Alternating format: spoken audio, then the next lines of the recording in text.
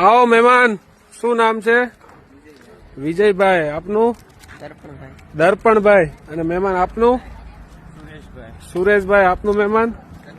જગદીશભાઈ. માડી હારે છો? શું નામ છે આપનું? મંજુબેન. તો સુરેશભાઈ, પેલા તો ક્યાંથી આવો છો તમે? અમે પાલીતાણા પાસેથી ગરાજિયા ગામ. ગરાજિયા ગામથી આવો છો. શું વાત છે? અને આજે શું લઈને આવ્યા છો આશ્રમ પર બધા પ્રભુજીઓ માટે? પ્રભુજી માટે અમે લઈને આવ્યા છીએ બિસ્કીટ, મમરાના લાડવા અને ગૌ માતા હાટું નીણ લઈને આવ્યા. વાહ ભાઈ વાહ. ગૌ માતા હાટું આખો એમ કેવાય કે ટેમ્પો ભરી અને અમારા સુરેશભાઈ અને એમનો આખો પરિવાર જે છે એ નીણ લઈને આવ્યા છે.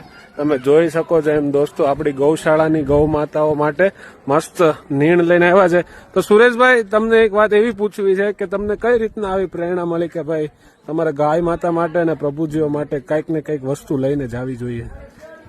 અમારે એવું છે કે અમે ધંધો કરીએ એટલે ધંધામાં અમને થોડો ઘણો નફો રહે, એમાંથી અમે 1% અમે કાઢતા જઈએ, એમાંથી અમે સેવામાં ગમે એમાં નાખી રૂપિયો વાપરીવી ખરાય એમ. જી જી જી. તો આજે અમારી પાસે એવું થયું કે ભાઈ અમે ગૌ માતા હાટું અને પ્રભુજી માટે લેતા જઈએ એમ. વાહ ભાઈ. અને એ બાને અમારે જોવાય છે. વાહ ભાઈ વાહ. તો તમે આવ્યા, તમને કેવું લાગ્યું? બહુ સરસ કામ છે. Thank you Sureshbhai. અને દોસ્તો, તમે જોઈ શકો છો એમ લોકો એવું કોઈ વસ્તુ એવું નથી હોતી કે તમે હંમેશા પૈસા આપીને જ સહકાર આપી શકો છો. તમે જેમ જોયું સુરેશભાઈ અને એમનો પરિવાર ગાય માતા માટે નીણ, બધા પ્રભુજીઓ માટે હમણાં ઉત્તરાયણ છે તો શું કહેવાય લાડવા ને એવું બધું લઈને આવ્યા છે. અને આવી રીતના જે પ્રેમ સપોર્ટ આપે છે એના થકી જ આ કાર્ય થઈ રહ્યું છે. અને આવી જ રીતના પ્રેમ સપોર્ટ આપતા રહેજો. જય હિન્દ, જય ભારત.